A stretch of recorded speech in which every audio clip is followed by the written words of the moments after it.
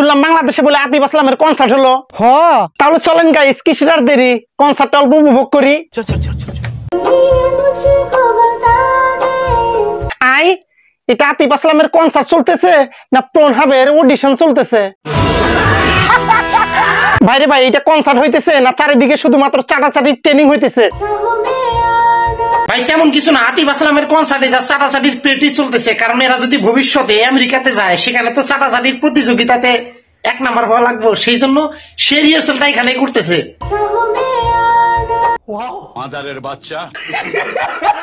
ভাই 2 দিন আগে দেশের জন্য যুদ্ধ করা এই ডিস্কো হুজুররা এখন আবার আতিফ আসলামের কনসার্টে ঢুকে বাহ কিভাবে ডান্স করতেছে।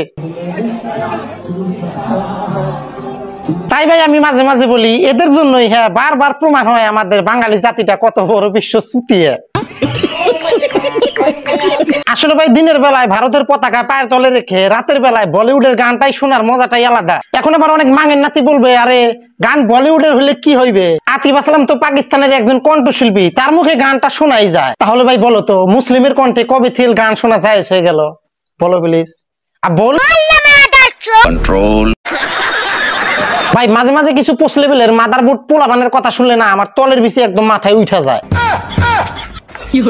বলার মতন ভাষা খুঁজে পাই না। হ্যাঁ, আমি না অনেক ভাষার ডিকশনারি খুঁজতেছি যে কোথায় একটা ডিকশনারি পাবো, কারণ আমি নতুন নতুন গালি দিয়ে তোদেরকে ভাই ভালো করতে চাই। পুরানা গালি আর আমার মুখে আসে না, সব মানে ব্যবহার করেছি, সব ব্যবহার করেছি, আর আমার মুখের মধ্যে গালি নাই।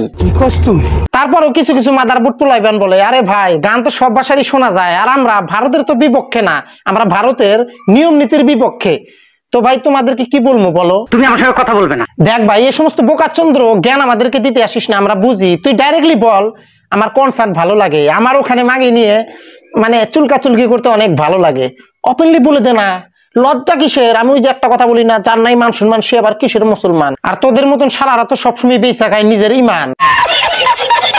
ভাই সৌদি আরব একটা মুসলিম কান্ট্রি, বাংলাদেশও একটা মুসলিম কান্ট্রি। সৌদি আরব হয়ে গেছে আমেরিকার মতন, বাংলাদেশ হয়ে যাচ্ছে দিন দিন ক্যালিফোর্নিয়ার মতন।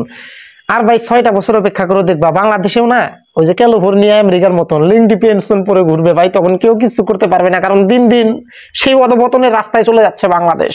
বেশি কিছু বলবো না, বেশি কিছু বললে আবার আমার চাকরি থাকবে না। তো আজকের ভিডিওটা যদি লাগে ভালো, তাহলে প্লিজ ইউটিউব চ্যানেলটা সাবস্ক্রাইব করে পেজটা করে দাও ফলো। আর নাম আমার ভুলবে না, নাম আমার কে আমি নোক দিই যাকে তাকে, ঠিক আছে? বিশ্বযুদ্ধ করা প্লেয়াররা আজকে কনসার্টে যে ডিস্কো ডান্স করতেছে, অল্প আমিও নাচি। আসলে ভাই ঘরে কারেন্ট চলে গেছিল, সেই জন্য বাইরে এসে অল্প বকে দিলাম, ঠিক আছে?